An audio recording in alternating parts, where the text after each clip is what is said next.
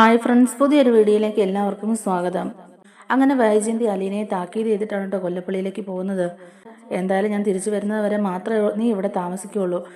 ഒന്നുകിൽ നീ അല്ലെങ്കിൽ ഞാൻ, രണ്ടിലാരെങ്കിലും ഒരാൾ മാത്രമേ ഈ വീട്ടിൽ ഉണ്ടാവുകയുള്ളൂ എന്ന് പറഞ്ഞ് ദേഷ്യപ്പെട്ടുകൊണ്ട് തന്നെയാണ് കേട്ടോ വൈജയന്തി അവിടെ നിന്ന് ഇറങ്ങി പോകുന്നത്. കാരണം ബാലചന്ദ്രനായിട്ട് സംസാരിച്ചതിന് ശേഷം എന്തെങ്കിലും ഒരു തീരുമാനം എടുത്തിട്ടുണ്ടാവും എന്നൊക്കെ കരുതിയിട്ട് തന്നെയാണ്, ആ ഒരു ആത്മവിശ്വാസത്തോടെയാണ് കേട്ടോ വൈജയന്തി അങ്ങനെയൊക്കെ പറഞ്ഞിട്ട് പോകുന്നത്. സത്യത്തിൽ എന്താണ് നടന്നതെന്നോ ബാലചന്ദ്രൻ അവിടെ എന്ത് കാര്യങ്ങളാണ് സംസാരിച്ചതെന്നൊക്കെ ഉള്ളതും വൈജയന്തിക്ക് അറിയില്ല. അങ്ങനെ അവർ ഈ കാര്യങ്ങളൊക്കെ ഫോണിൽ കൂടെ പറഞ്ഞാൽ ശരിയാവില്ല, നേരിട്ട് കണ്ടു തന്നെ സംസാരിക്കണം എന്നൊക്കെ പറഞ്ഞിട്ടാണല്ലോ കൊല്ലപ്പള്ളിയിലേക്ക് വിളിക്കുന്നത്. അലീനെ അവിടുന്ന് പുറത്താക്കാനുള്ള എന്തെങ്കിലും ഒരു തീരുമാനം തനിക്ക് അനുകൂലമായിട്ട് ഇവരെടുത്ത് കാണാൻ നിൽക്കുന്ന ഒരു പ്രതീക്ഷയിൽ തന്നെ കൊല്ലപ്പള്ളിയിലോട്ട് വേഗം ചെല്ലുകയാണ്. അങ്ങനെ വൈജ അങ്ങോട്ടേക്ക് ചെല്ലുമ്പോഴേക്കും തന്നെ കമല അകത്തോട്ട് വിളിച്ചിരുത്തുകയൊക്കെ ചെയ്യുന്നുണ്ട്.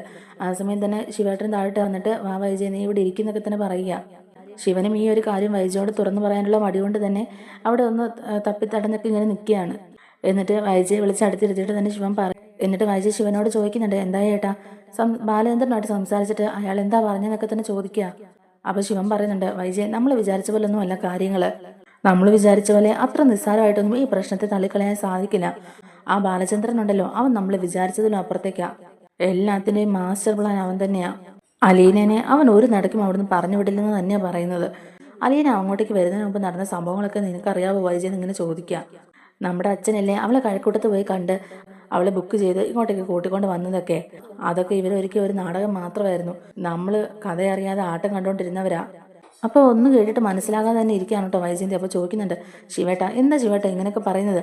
കാര്യം എന്താന്ന് വെച്ചാൽ തെളിച്ച് പറ, എനിക്ക് തലയ്ക്ക് തീ പിടിച്ചിരിക്കുക. എന്നോട് ഇങ്ങനെയൊന്നും പറഞ്ഞാൽ എനിക്ക് മനസ്സിലാവില്ല എന്നൊക്കെ തന്നെ നമ്മുടെ വൈജയന്തി പറയുക.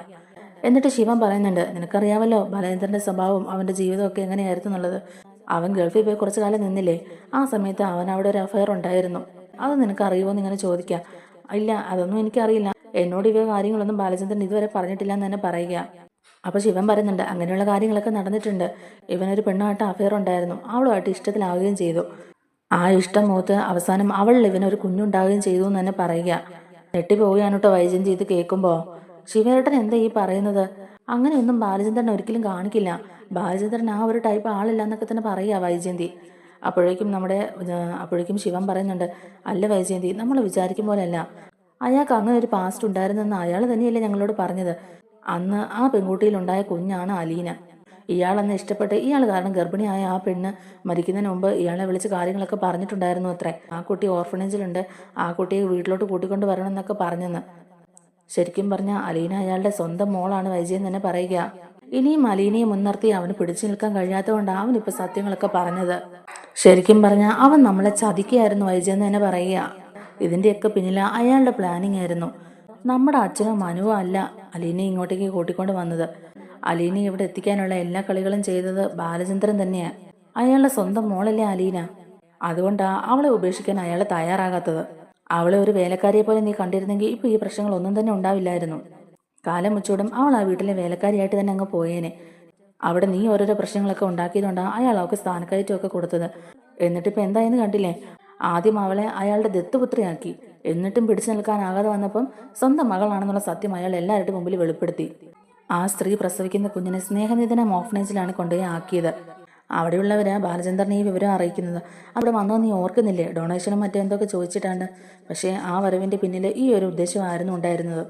അലീനയെ എങ്ങനെയെങ്കിലും സ്വന്തം അച്ഛന്റെ കൈകളിൽ ഏൽപ്പിക്കുക. അതുകൊണ്ട് നീ എടുത്തു ചാടി അബദ്ധങ്ങളൊന്നും കാണിക്കാൻ നിൽക്കരുത് വൈജയ്. നമുക്ക് നോക്കാം അയാളിനെ എന്താ ചെയ്യാൻ പോകുന്നതെന്നൊക്കെ ഉള്ളത്. എന്നിട്ട് മതി ബാക്കി കാര്യങ്ങളെന്നൊക്കെ തന്നെ പറയുക. അപ്പൊ നമ്മുടെ വൈജയ്ക്ക് അങ്ങ് ആകെ സങ്കടവും ദേഷ്യവും എല്ലാം ആയിട്ട് വൈജ പറയുന്നുണ്ട്, എന്നെ ചതിച്ച അയാളുടെ കൂടെ ഞാൻ എങ്ങനെയാ ഏട്ടാ ജീവിക്കുന്നത്? എന്നെ ചതിച്ചിട്ടില്ല അയാൾ എന്നെ കല്യാണം കഴിച്ചത്, ഇനി എങ്ങനെ അയാളുടെ കൂടെ ഞാൻ ജീവിക്കുമെന്ന് തന്നെ ചോദിക്കാം. ഇനിയിപ്പോ നമുക്ക് നാണക്കേട് കൊണ്ട് തല ഉയർത്തി നടക്കാൻ പറ്റുമോ ശിവേട്ടാ? അയാൾക്ക് അവിധത്തിലുണ്ടായ ആ പെണ്ണിനെ ഇനി വീട്ടിൽ കയറ്റി താമസിപ്പിക്കണമെന്നാണോ ശിവേട്ടൻ ഈ പറഞ്ഞു വരുന്നത്? അതൊന്നും ഈ വൈജയന്തി സമ്മതിക്കാൻ പോകുന്നില്ല. വൈജയന്തി ജീവനോടെ ഉണ്ടെങ്കിൽ അവൾ ആ വീട്ടിൽ കാണില്ല എന്നൊക്കെ തന്നെ പറയുക. അപ്പൊ ശിവൻ ചോദിക്കുന്നുണ്ട്, അല്ല വൈജയ്, നീ വിചാരിച്ച എന്ത് ചെയ്യാൻ പറ്റുമെന്ന് നീ പറയുന്നത്? നിനക്കിതിലൊന്നും തന്നെ ചെയ്യാൻ കഴിയില്ല. അയാൾ അവളെ സ്വന്തം മകളായിട്ട് തന്നെ അംഗീകരിച്ചു കഴിഞ്ഞു. അത് അയാളുടെ വീട്, അയാളുടെ സ്വത്ത് എല്ലാം അയാളുടെയാണ്. അപ്പൊ വൈജ ചോദിക്കുന്നുണ്ട്, അപ്പൊ ഞാനാരാ? ഞാൻ അയാളുടെ ഭാര്യയല്ലേ ശിവേട്ടാന്ന് ചോദിക്കുക. എനിക്കുണ്ട് ചില അവകാശങ്ങളും അധികാരങ്ങളും ഒക്കെ ആ വീട്ടിൽ നിന്നൊക്കെ തന്നെ പറയുക. ഇനി എന്താ ചെയ്യേണ്ടതെന്നൊക്കെയുള്ളത് എനിക്കറിയാം, ഞാൻ അങ്ങോട്ടേക്ക് ചെല്ലട്ടെ എന്നൊക്കെ പറയുക. എന്നിട്ട് ദേഷ്യപ്പെട്ട് തന്നെ നമ്മുടെ മുത്തശ്ശിയുടെ അടുത്തോട്ട് കയറിയാണ് കേട്ടോ വൈജ. വൈജയന്തി എന്നിട്ട് കരഞ്ഞോണ്ട് തന്നെ മുത്തശ്ശിയോട് കാര്യം പറയുന്നുണ്ട്. അമ്മേ, ബാലചന്ദ്രൻ ഇതുവരെ എന്നെ ചതിക്കുകയായിരുന്നു. ബാലചന്ദ്രന് വേറൊരു സ്ത്രീയിലുണ്ടായ മോളാണ് അലീന. ബാലചന്ദ്രൻ അവിഹിതത്തിലുണ്ടായ സന്തതിയാണ് അലീന എന്ന് ഇപ്പൊ എല്ലാരും പറയും. അയാൾ തന്നെ അത് ഏറ്റു പറഞ്ഞു എന്നാ ശിവേട്ടൻ ഇപ്പൊ പറയുന്നത്. അപ്പൊ മുത്തശ്ശി ചോദിക്കുന്നുണ്ട്, നീ എന്താണ് ഈ പറയുന്നത്? നീ എന്ത് വർത്താനമായി പറയുന്നത്? നമ്മുടെ ബാലചന്ദ്രനോ? അവൻ അങ്ങനെയൊന്നും ചെയ്യില്ല എന്നൊക്കെ തന്നെ പറയുക. അപ്പൊ ഉടനെ വൈജ പറയുന്നുണ്ട്, ഇല്ലമ്മേ അമ്മേ, ഞാൻ ഈ പറഞ്ഞതൊക്കെ സത്യം തന്നെയാ. ശിവേട്ടൻ എന്നോട് ഇപ്പൊ പറഞ്ഞത്. ഇന്ന് അയാളുമായിട്ട് കൂടിക്കാഴ്ച ഉണ്ടായിരുന്നല്ലോ, അന്നേരം അയാൾ അവസാനം നിവർത്തി കെട്ടിട്ട് ഈ സത്യങ്ങളൊക്കെ പറഞ്ഞാന്നാ ശിവേട്ടൻ പറയുന്നത്. പറഞ്ഞതൊക്കെ സത്യമാണെന്ന് അയാൾ സമ്മതിക്കുകയും ചെയ്തല്ലോ. അയാൾ തന്നെ പറഞ്ഞ കാര്യമല്ലേ, അതുകൊണ്ടാണ് അലീനെ അയാൾ അവിടെ പിടിച്ചു നിർത്താൻ നോക്കുന്നത്. അവളെ ഉപേക്ഷിക്കാൻ തയ്യാറല്ല എന്ന് പറയുന്നത് അതുകൊണ്ടാന്നൊക്കെ തന്നെ കരഞ്ഞോണ്ട് പറയുക കേട്ടോ വൈജ. ഇത് കേട്ടിട്ട് മുത്തശ്ശിക്കും അങ്ങോട്ട് ഒട്ടും വിശ്വസിക്കാനാകുന്നില്ല. മുത്തശ്ശി പറയുന്നുണ്ട്, ദൈവമേ, ഇനിയിപ്പോൾ എന്നാ ചെയ്യും? ഇനിയിപ്പോൾ ഈ ചതിയൻ്റെ കൂടെയാണോ എൻ്റെ മോള് ജീവിക്കേണ്ടത്? ഇനി അങ്ങോട്ടേക്ക് തിരിച്ചു പോയാലും മോൾ എങ്ങനെ അവിടെ ജീവിക്കും എന്നൊക്കെ തന്നെ ചോദിക്കുക. മോൾ ഇനി അങ്ങോട്ടേക്ക് പോകണ്ട, ആ ചതിയൻ്റെ കൂടെ മോൾ ഇനി ജീവിക്കണ്ടെന്ന് തന്നെ പറയുക കേട്ടോ. അവനും അവൻ്റെ പുതിയ മോളും കൂടെ ജീവിക്കട്ടെ, അല്ലാതെ ഇപ്പം ഞാൻ എന്നാ പറയാനാ? അപ്പോൾ ഉടനെ തന്നെ വൈജ അഹങ്കാരത്തോടു കൂടി പറയുന്നുണ്ട്, ഈ വൈജയ്ക്ക് ജീവൻ ഉള്ളിടത്തോളം കാലം അങ്ങനെയൊന്നും സംഭവിക്കില്ല. അങ്ങനെ അയാളും അവളും ആ വീട്ടിൽ താമസിക്കാൻ ഞാൻ സമ്മതിക്കാലെന്ന് പറയുക. ബാലചന്ദ്രൻ എൻ്റെ ഭർത്താവല്ലേ, ഞാൻ അങ്ങനെയൊന്നും വിട്ടുകൊടുക്കാൻ തയ്യാറല്ല അമ്മേ. ഞാൻ അവിടെ നിന്ന് ഇറങ്ങി വന്നിട്ടുണ്ടെങ്കിൽ ഞാൻ തോറ്റുപോയതുപോലെ ആകുകയല്ലേ. അതുകൊണ്ട് ഞാൻ അങ്ങനെയൊന്നും ഇത് വിട്ടുകൊടുക്കാൻ പോകുന്നില്ല എന്നൊക്കെ തന്നെ പറയുക. അങ്ങനെ വൈജ രണ്ടും കളിപ്പിച്ച് നേരെ തിരിച്ച് വീട്ടിലോട്ട് വരികയാണ്. എന്നിട്ട് നേരെ അലീനയുടെ അടുത്തോട്ടാണ് കേട്ടോ ചെല്ലുന്നത്. ആ ദേഷ്യം മുഴുവൻ അലീനയോട് അങ്ങ് തീർക്കാനായിട്ട് പോവുകയാണ്. എന്നിട്ട് ചോദിക്കുന്നുണ്ട്, നീ എന്ന് പറഞ്ഞത് നിന്റെ അച്ഛനും അമ്മയും നിനക്ക് അറിയില്ല എന്നൊക്കെയല്ലേ? നിന്റെ അച്ഛൻ ആരാന്നും അമ്മ ആരാന്നും നീ എവിടെ ജനിച്ചാന്നോ ഒന്നും തന്നെ നിനക്ക് അറിയില്ല എന്നൊക്കെയല്ലേ നീ പറഞ്ഞത്? പിന്നെ എങ്ങനെയാടി ഇത്ര പെട്ടെന്ന് നിന്നെ ബാലചന്ദ്രൻ തിരിച്ചറിഞ്ഞത് തന്നെ ചോദിക്കുക. അപ്പോൾ ഇച്ചിരി സങ്കടത്തോടെ തന്നെ അലീന പറയുന്നുണ്ട്, അതേക്കുറിച്ച് എനിക്കൊന്നും അറിയില്ല, എല്ലാം അച്ഛനോട് തന്നെ ചോദിക്കണം, എനിക്കൊന്നും അറിയില്ല മേഡം എന്നൊക്കെ തന്നെ പറയുക. അപ്പോൾ ഉടനെ വൈജ പറയുന്നുണ്ട്, അങ്ങനെ നീ ഇതിന് മറുപടി പറയാതെ പോകാൻ നോക്കണ്ട, നിന്നെ കൊണ്ട് തന്നെ ഞാൻ എല്ലാം പറയിപ്പിക്കൂടി എന്നൊക്കെ തന്നെ പറയുക. നീ മനസ്സിൽ ഓർത്തു വെച്ചോ, ഒന്നുകിൽ നീ അല്ലെങ്കിൽ ഞാൻ, രണ്ടിൽ ആരെങ്കിലും ഒരാൾ മാത്രമേ ഈ വീട്ടിൽ നിൽക്കുകയുള്ളൂ. എന്തായാലും ബാലചന്ദ്രന്റെ ഭാര്യയായിട്ട് തന്നെ ഞാൻ ഈ വീട്ടിൽ ജീവിക്കുന്നെന്ന് പറയുക. എന്നോട് ഈ കാണിച്ചതിനൊക്കെ ബാലചന്ദ്രൻ അനുഭവിക്കാൻ പോകുന്നേ ഉള്ളൂ എന്നൊക്കെ തന്നെ പറഞ്ഞുകൊണ്ട് ബാലചന്ദ്രന്റെ അടുത്തോട്ട് കയറി ചെല്ലുക കേട്ടോ വൈജ. എന്നിട്ട് ബാലചന്ദ്രന്റെ അടുത്ത് എന്നിട്ട് വൈജ പറയുന്നുണ്ട്, ഇന്ന് നിങ്ങൾ ശിവട്ടനോട് പറഞ്ഞ കാര്യങ്ങളൊക്കെ ഞാൻ അറിഞ്ഞു. നിങ്ങൾ ഇത്രയും വലിയൊരു ചതിയല്ലേ എന്നോട് ചെയ്തെന്ന് ഇങ്ങനെ ചോദിക്കാം. അപ്പോൾ ബാലചന്ദ്രൻ പറയുന്നുണ്ട്, ഇതിലെന്താണ് ചതി? ഞാൻ കല്യാണത്തിന് മുമ്പ് ഒരു പെൺകുട്ടിയെ സ്നേഹിച്ചിരുന്നു. അവളിൽ എനിക്കൊരു കുട്ടിയുണ്ടായി. ഞാനിതിപ്പോഴെങ്കിലും തുറന്നു പറഞ്ഞില്ലേ? എന്നിട്ട് എൻ്റെ മോളെ ഞാൻ തന്നെ സ്വീകരിച്ചു, എൻ്റെ വീട്ടിൽ താമസിപ്പിച്ചു. അതിലിപ്പോൾ എന്താ ഇത്ര തെറ്റുള്ളത്? അതുപോലെ നിനക്കും എന്തെങ്കിലും പറയാനുണ്ടെങ്കിൽ അത് നീ എന്നോട് തുറന്നു പറഞ്ഞു എന്നൊക്കെ തന്നെ പറയുക. അത് കേൾക്കുമ്പോൾ വൈജ പെട്ടെന്ന് പതറി പോവുകയാണ് കേട്ടോ. പെട്ടെന്ന് തന്നെ വൈജയുടെ ആഗ്രഹ ജീവിതമൊക്കെ ഓർമ്മയിലോട്ട് വരികയാണ്. എന്നിട്ട് വൈജ പെട്ടെന്ന് തന്നെ ദേഷ്യത്തോടു കൂടി തന്നെ പറയുന്നുണ്ട്, നിങ്ങൾ അതും പറഞ്ഞ് ഞാൻ പറയുന്ന കാര്യത്തിൽ നിന്ന് വഴുതി മാറാനൊന്നും നോക്കണ്ട. നിങ്ങൾ പറഞ്ഞ കാര്യം സത്യമാണെന്നുണ്ടെങ്കിൽ അവളെ ഞാൻ ഈ വീട്ടിൽ വാഴിക്കില്ല എന്ന് തന്നെ പറയുക വൈജ. അപ്പോൾ ദേഷ്യത്തോടെ തന്നെ ബാലചന്ദ്രൻ ചോദിക്കുന്നുണ്ട്, അത് പറയാൻ നീ ആരാ? ഞാൻ എൻ്റെ മകളെയാണ് ഈ വീട്ടിൽ നിർത്തിയിരിക്കുന്നത്. അവൾക്കിനി വേറെ ആരുമില്ല, പോകാൻ വേറെ സ്ഥലവും ഇല്ല, അവൾക്ക് തനിയെ ജീവിക്കാൻ വേറൊരു മാർഗവും ഇല്ല. അപ്പൊ പിന്നെ എൻ്റെ മോള് എൻ്റെ കൂടെ തന്നെ നിൽക്കട്ടെ. ഞാൻ അവളുടെ അച്ഛനല്ലേ.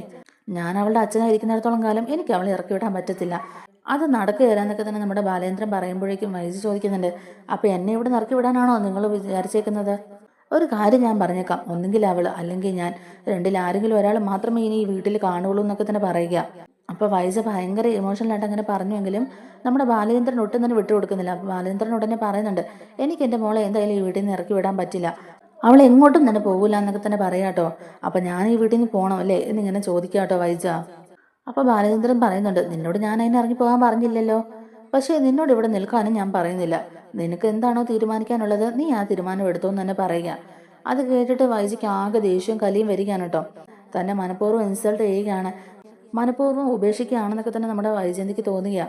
വൈജയന്തി അവിടുന്ന് ദേഷ്യപ്പെട്ട് തന്നെ ഇറങ്ങി നേരെ അലീനയുടെ അടുത്തേക്ക് ചെല്ലുക. അലീനയുടെ അടുത്ത് ചെന്നിട്ട് വീണ്ടും അലീനയോട് വഴക്കിടുകയാണ് കേട്ടോ.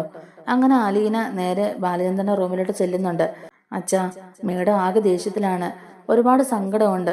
അച്ഛൻ്റെ മോളാണെന്ന് അച്ഛൻ പറഞ്ഞപ്പോഴേക്കും മേഡത്തിനെ ചതിച്ചു എന്നുള്ള രീതിയിലല്ലേ വിചാരിക്കുന്നത്.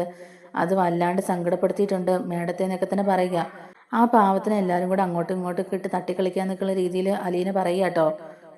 അപ്പോൾ ബാലചന്ദ്രൻ ചോദിക്കുന്നുണ്ട്, പാവോ? ആരാ പാവം? അവളെയാണോ നീ പാവോ എന്ന് പറഞ്ഞത്? നീ ആരെക്കുറിച്ചാണ് മോളെ ഈ പറയുന്നത്? നിന്നെ ഇത്രയും കാലം ദ്രോഹിച്ചവളെ കുറിച്ചിട്ടാണോ നീ പറയുന്നത്? എന്നെ ചതിച്ചവള്, എന്നെ വഞ്ചിച്ചവള്, അവളെങ്ങനെയാ പാവമാവാന്ന് തന്നെ ചോദിക്കാം ബാലചന്ദ്രൻ. അപ്പോൾ അതൊക്കെ കഴിഞ്ഞു പോയ കാലത്തെ കാര്യങ്ങളല്ലേ അച്ഛാ. ഇപ്പോൾ അച്ഛനെ ഉപേക്ഷിച്ച് പോകാനായിട്ട് മേഡത്തിന് സാധിക്കൂല. വീണ്ടും വീണ്ടും എന്നോട് ദേഷ്യം കാണിച്ച് എന്നെ ഈ വീട്ടിൽ നിന്ന് പറഞ്ഞയക്കാനായിട്ട് നോക്കുന്നത്. ഞാനിവിടെ ഉള്ളിടത്തോളം കാലം മേഡം ഇവിടെ ഉണ്ടാവില്ല എന്നൊക്കെ തന്നെയാണ് പറയുന്നത്. എന്തായാലും മേഡം ഉറച്ചൊരു തീരുമാനം എടുത്തിരിക്കുന്നതാണെന്നാണ് എനിക്ക് തോന്നുന്നതൊക്കെ അലീന ഇങ്ങനെ വിഷമിച്ച് പറയുകയാണ്. അപ്പോൾ ബാലേന്ദ്രൻ പറയുന്നുണ്ട്, അവള് പോയാലും കൊല്ലപ്പള്ളി വരെയല്ലേ പോവുള്ളൂ. അവള് പോയി കഴിഞ്ഞാൽ പിറ്റേ ദിവസം തന്നെ അവൾ വരികയും ചെയ്യും.